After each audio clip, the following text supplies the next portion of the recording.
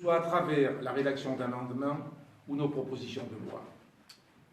Je dirais que ce n'est pas notre rôle, notre responsabilité, ce n'est pas de se limiter à une forme de fonction tribunicienne, mais c'est aller vers des propositions et montrer quelles perspectives on peut avoir pour bâtir une société nouvelle.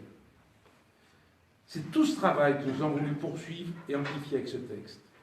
Au moment où certains prônent le démantèlement des droits sociaux à travers la flexibilité à outrance du marché du travail, au moment où d'autres se focalisent sur le simple revenu universel, nous démontrons qu'il existe des solutions alternatives pour lutter contre le chômage et pour répondre aux grandes évolutions du monde du travail.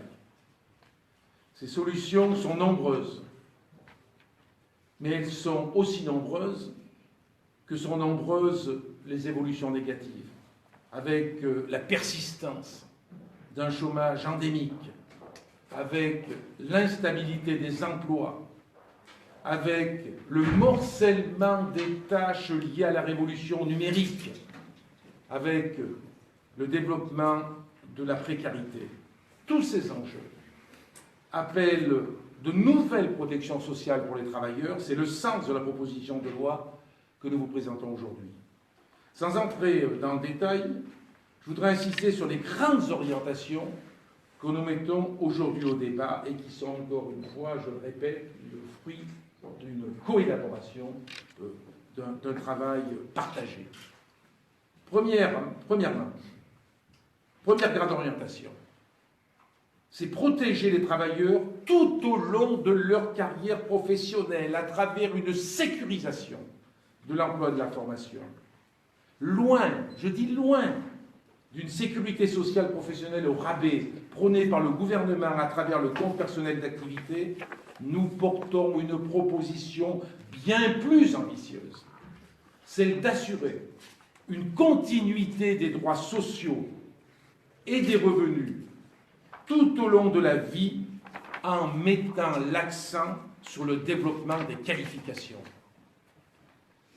La seconde orientation, c'est la priorité donnée à la réduction du temps de travail qui doit permettre de créer des emplois et d'accompagner un nouveau modèle de développement économique, écologique et social. Enfin, l'originalité de cette proposition de loi, c'est de s'attaquer aux structures qui engendrent de la précarité et les inégalités sociales, et on s'y attaque en rééquilibrant le rapport de force au profit des travailleurs et des citoyens. À l'inverse du gaspillage de fonds publics que représente le CICE, nous estimons qu'il faut une autre utilisation de l'argent, une utilisation orientée vers des programmes de création d'emplois et de formation qualifiante, vers des programmes de recherche et d'innovation. Ces nouveaux moyens sont accompagnés de nouveaux pouvoirs pour les travailleurs dans les entreprises et les citoyens, dans les territoires, car ces nouveaux pouvoirs sont la condition d'une société plus juste.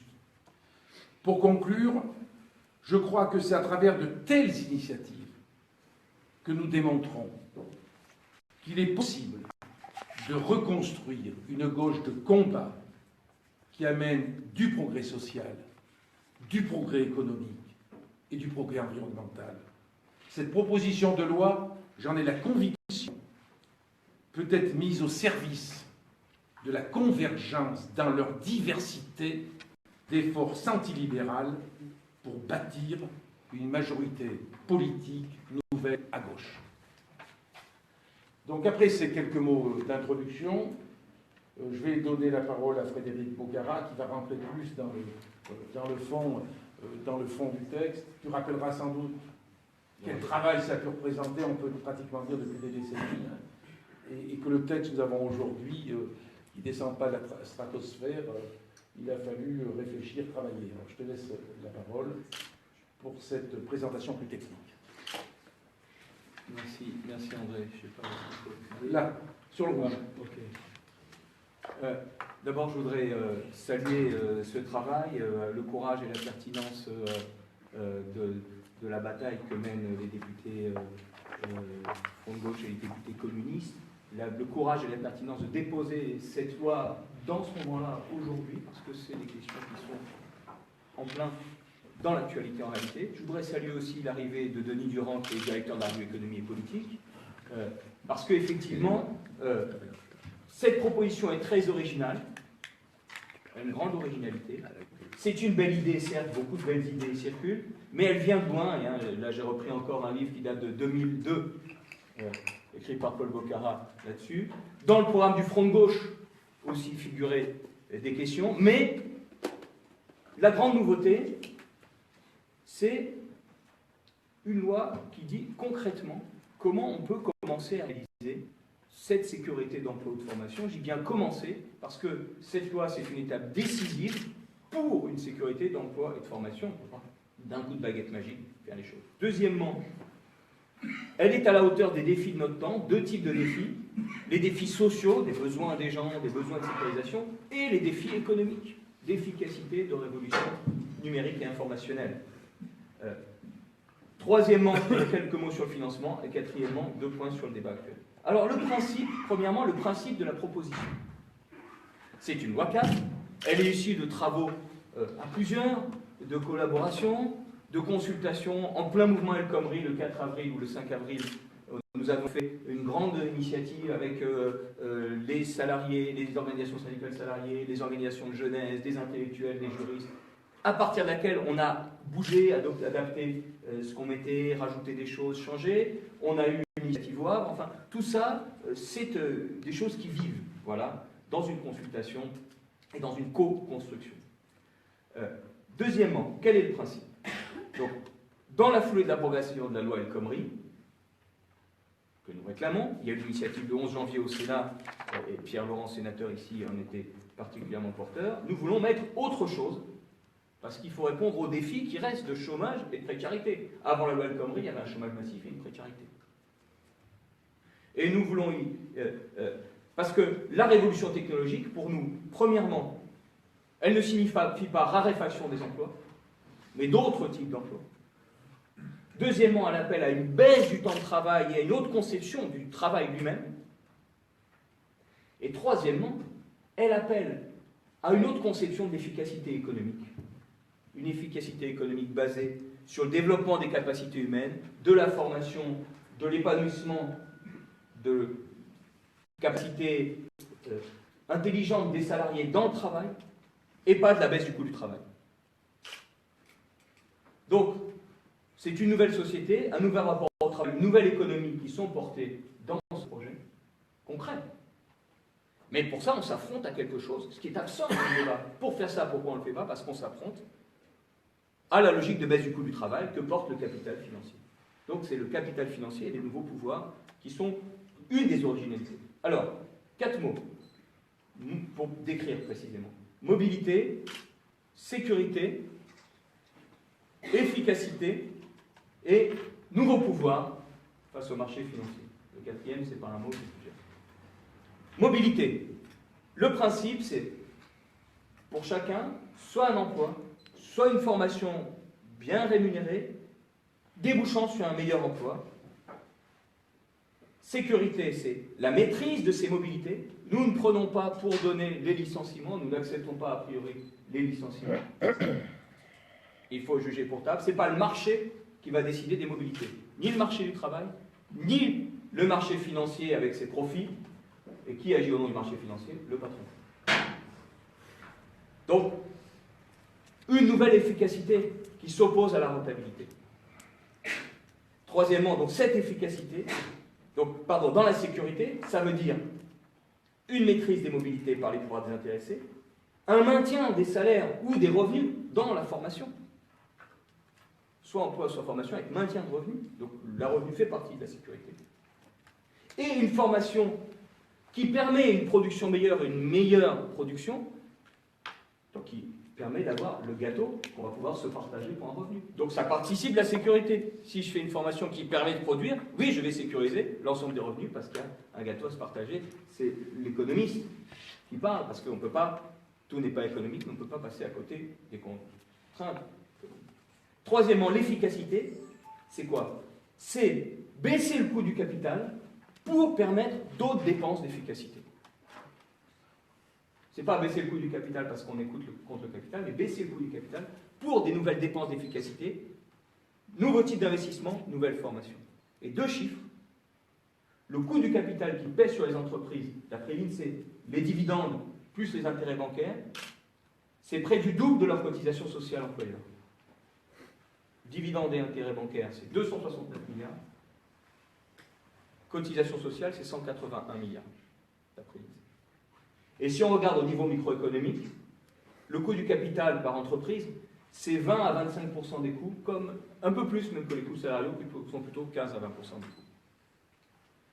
Beaucoup d'économistes, des économistes atterrés, beaucoup réfléchissent sur cette question du coût du capital. Et quatrièmement, des pouvoirs face au marché financier. Je citerai 2 types de pouvoirs. Un, dans ce que nous proposons de mettre dans le Code du travail, nous ouvrons des nouveaux pouvoirs aux salariés sur des fonds régionaux de bonification pour l'emploi et la formation. On prétend que le Code du travail ne ferait que organiser des protections et des digues. L'originalité, c'est qu'en réalité, nous prenons au sérieux le Code du travail qui organise les pouvoirs de patrons, d'organiser le travail, d'organiser les licenciements, les pouvoirs des comités d'entreprise, des délégués. Et nous créons un nouveau pouvoir, un accès des salariés à ce fonds de bonification en levier sur les banques. Dans quel cas, s'il y a des licenciements, suspension, pour regarder la situation. Deuxièmement, droit de contre-proposition, avec d'autres propositions que baisser le coût du travail, d'autres types de propositions. Et troisièmement, à l'appui des contre-propositions des salariés ou des habitants, vous regarderez précisément la loi, la possibilité de faire intervenir le fonds régional et un fonds national pour l'emploi et la formation, qui vient en levier pour bonifier le crédit bancaire. C'est-à-dire des centaines de milliards d'euros pour un autre investissement et d'autres dépenses de formation qui permettent d'emmener vers une logique d'efficacité. Nous proposons une logique alternative. C'est donc un revenu pour tous, mais qui se développe, lié à l'économie et avec une maîtrise du travail et une maîtrise des pouvoirs sur le capital financier. Voilà. Alors, 2 mots, j'ai décrit une des propositions qui est celle sur les licenciements. Nous proposons aussi dedans des mesures spécifiques pour les jeunes, avec une obligation d'embauche de 10% et une allocation d'autonomie de formation. Et troisièmement, mais il y a 8 ou 9 points fondamentaux, troisièmement, le service public de l'emploi devient très important et serait refondé et très ouvert, et il y aurait systématiquement une double affiliation, une convention, entre guillemets. Chacun, dès qu'il sortirait de la période d'études initiale, serait automatiquement immatriculé auprès du service public de l'emploi, en même temps qu'il aurait un contrat avec l'employeur et avec un appui du service public de l'emploi et de la formation. Il va falloir développer, bien sûr, ce service public. Donc, un mot sur la logique de financement. La logique, c'est 2 pieds. Premièrement, les nouvelles dépenses, formation et nouveaux types d'investissement permettent une nouvelle efficacité. Et deuxièmement, par rapport à l'économie qu'on hérite de Keynes, on va dire, où c'est l'investissement matériel qui tire la demande, ça devient la formation et un peu l'investissement matériel qui tire la demande. Parce que la demande de formation, ça veut dire des emplois, ça veut dire des écoles. Donc toute la formation tire la demande. Donc quand il y a des difficultés, on développe la demande, on soutient la demande par la formation. C'est un autre type de société. Et au lieu de jeter les gens au chômage et de gâcher leurs capacités. Voilà les 2 pieds. Et, bien sûr, l'amorce et le financement, c'est le comportement des entreprises. Donc il y a un grand enjeu social. Ce n'est pas une loi qui va purement changer les choses. Elle ouvre des pouvoirs et des droits nouveaux, très originaux, qui mettent en cohérence beaucoup de choses qui sont dites, pour baisser le coût du capital, mais pour pousser d'autres comportements. Dans une alliance de progrès, on en a eu après 1945, une alliance de progrès. On a lancé la sécurité sociale, sans que ça écrase les entreprises, mais avec des forces dans les entreprises qui étaient pour le développement de la croissance réelle. Voilà. D'autres leviers, on propose un bonus-malus sur les cotisations sociales pour pousser un autre comportement des entreprises, pour mutualiser la formation professionnelle. Ce crédit bancaire, il y a le fonds régional, mais bien sûr, des banques publiques pourraient participer et rentrer dans l'agence, et une nouvelle efficacité pourrait appuyer. Voilà. Pour finir, 2 mots sur le débat. Il y a le débat sur le revenu universel, on l'a tous vu. L'idée d'un revenu pour tous, nous le prenons. Mais le grand enjeu, c'est dans quelle logique économique et quel financement. Et donc, la question de la relation au travail et à son efficacité. Donc, c'est assez clair que nous essayons d'articuler l'ensemble. La sécurité sociale professionnelle que porte la CGT est précisément, à mon avis, l'enjeu que nous traitons, et nous sommes sur un enjeu commun très fort, mais une vraie sécurité sociale professionnelle, non pas la vision hyper limitée, qui serait une sorte de chocolat entre deux licenciements qu'on prend pour donner, c'est la fatalité qui donne le licenciement. Je veux souligner une chose que vous n'avez peut-être pas vue les uns les autres, la Fondation Montaigne, donc on sait qu'elle est liée au MEDEF et à la droite, fait une proposition capital, emploi, formation. Capital, emploi, formation, ça se prononce CEF. Sécurité, emploi, formation, ça se prononce CEF. C'est pas un hasard. Et l'idée, c'est de faire de la flexi-sécurité en mettant un peu plus de chocolat de sécurité, mais en réalité, rien de plus sur la formation, simplement une mainmise patronale plus forte sur les dépenses de formation, et en ouvrant même à une baisse des cotisations sociales de 2 points. C'est pas raisonnable, ça peut pas marcher en réalité. Mais ils disent bien, le grand enjeu, c'est qu'on a besoin de former. Donc, il y a cette question de l'enjeu de la formation, mais le maintien de la baisse du coût du travail qui reste fondamental. Et enfin, il y a bien sûr les propositions de la droite ou de l'extrême droite. L'un et l'autre, en réalité, sont sur la baisse du coût du travail. La droite, c'est très très clair, et la flexibilité. L'extrême droite, à travers le coût d'immigrés et la dénonciation des dépenses sociales, c'est la baisse du coût du travail qui est exigée en réalité par l'extrême droite. Et quand elle dit qu'il faut un déficit public zéro, c'est la baisse des dépenses sociales. Bien sûr, on ne peut pas lancer la machine un peu comme ça.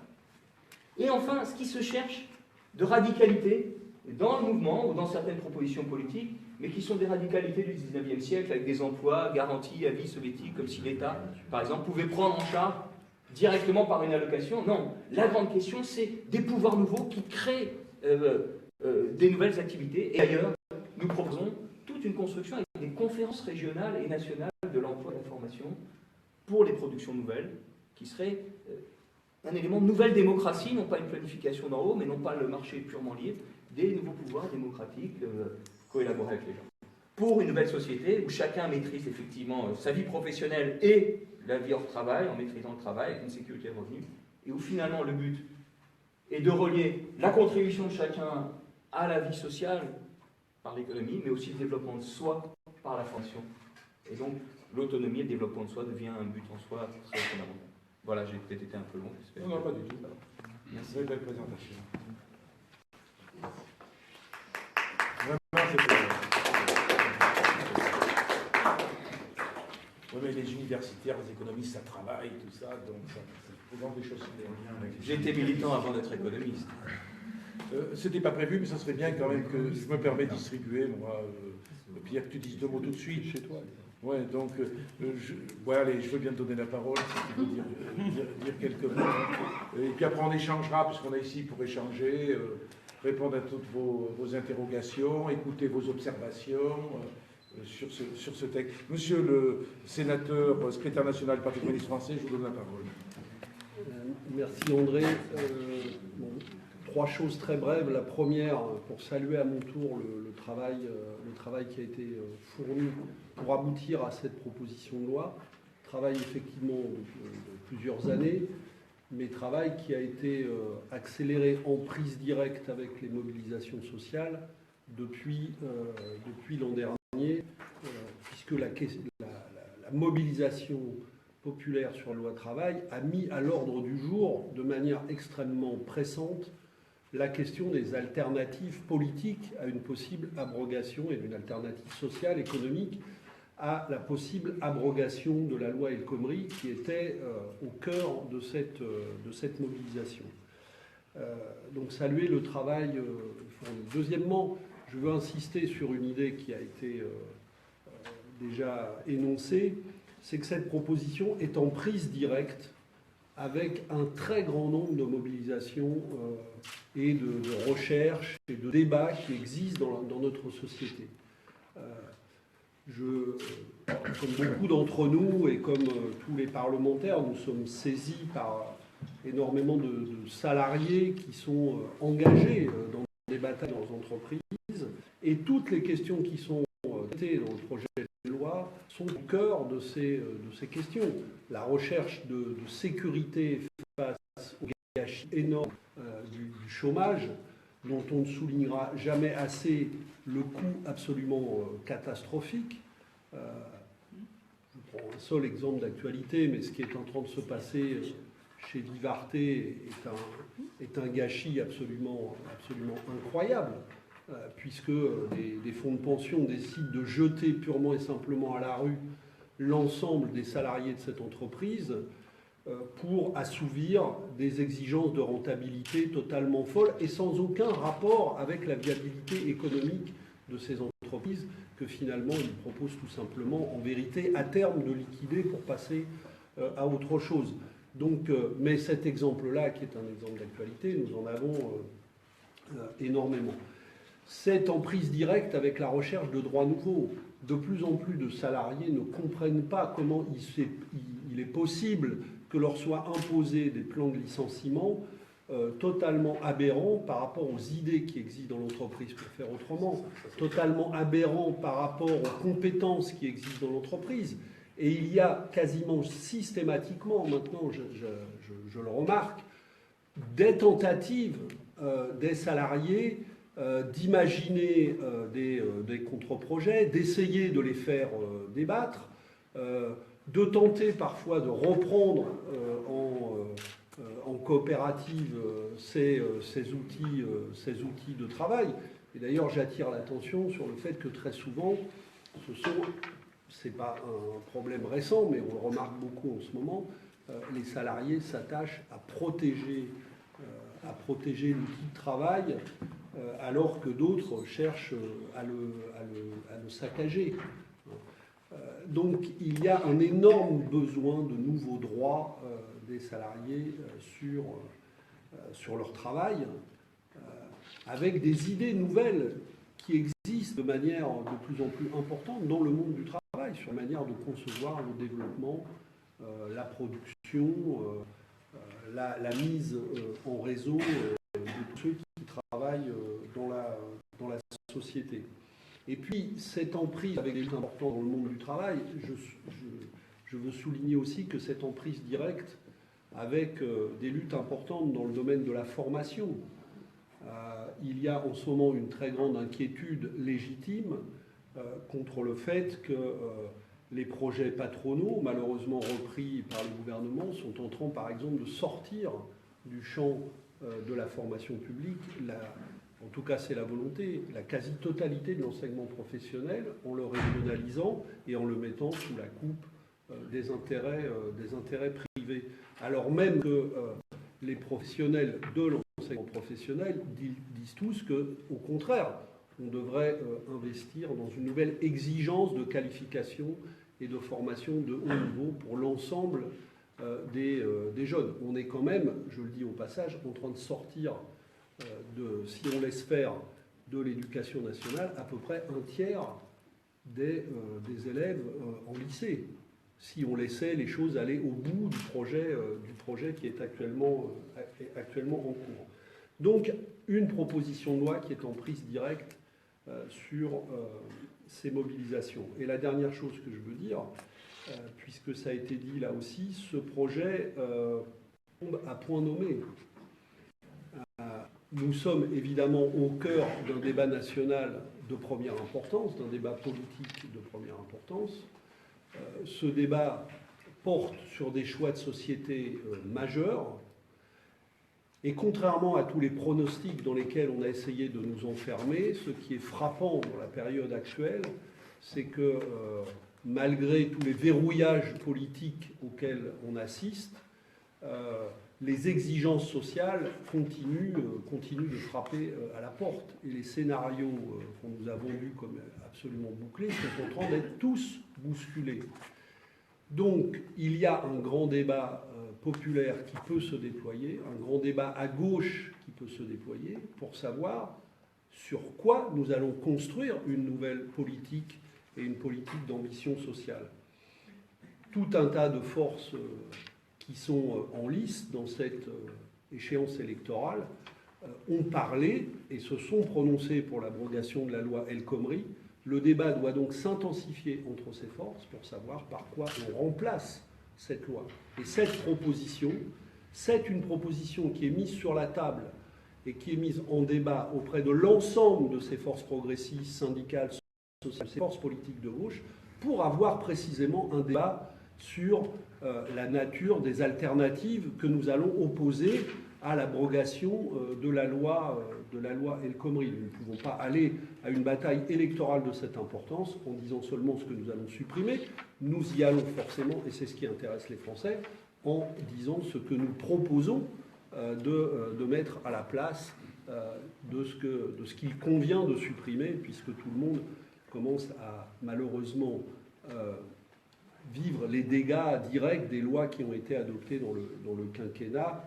On parlait des droits, c'est vrai que l'accumulation de la loi sur l'ANI, de la loi Macron et de la loi du travail provoque des effets terribles en privant les salariés de possibilités d'intervention au moment où il faut l'inverse. Donc cette loi vient à point nommé, cette proposition de loi, à point nommé pour animer le débat politique sur les alternatives nécessaires à gauche. Et nous allons, elle sera, cette proposition de loi, au cœur de la rencontre nationale que nous allons tenir dans quelques jours chez Gaby, enfin à côté, dans la ville à côté, mais dans la même circonscription que Gaby, à Port-Debout, où nous parlerons évidemment de ces questions de sécurisation sociale, au-delà de la question qui est portée, aussi nos propositions en matière de sécurité sociale et sur l'ensemble de ces questions, mais évidemment, cette proposition de loi sera au cœur du débat que nous animerons le 7 février dans cette rencontre nationale. Merci.